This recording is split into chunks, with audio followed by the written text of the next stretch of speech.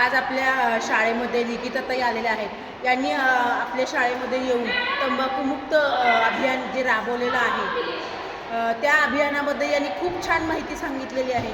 तंबाखूमध्ये कोणकोणते विषारी द्रव्ये असतात किंवा त्या विषारी द्रव्यांपासून आपल्या शरीरावर काय अपायकारक परिणाम होतात यांचा देखील त्यांनी खूप चांगल्या प्रकारे माहिती सांगितली आहे। जसं की त्यांनी सांगितलं की जगभरातल्या 54 लाखांपैकी 10 लाख लोक जे तंबाखू व्यसनाधीन असण्या कारणाने जे मृत्युमुखी पावतात त्यापैकी 10 लाख लोकांचं मृत्यूचं प्रमाण हे आपल्या एकट्या भारत देशात आहे पहा। म्हणजे याचा विचार आपण केलाच पाहिजे।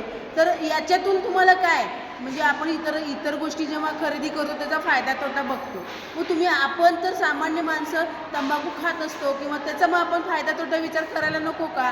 ते एक व्यसन आहे आणि त्याच्यापासून तुम्हाला फायदा काय होतो का? उलट तुमचे पैसे तर जात आहेतच आणि त्याच्याबरोबर तुम्हाला आरोग्याचे सुद्धा खूप वेगवेगळे विकार जडत आहेत। त्याचा तुम्ही कुठेतरी विचार केला पाहिजे आणि याच्यामुळे तुमचं आर्थिक नुकसान होते ते होते, परत शारीरिक नुकसानसुद्धा होते पहा।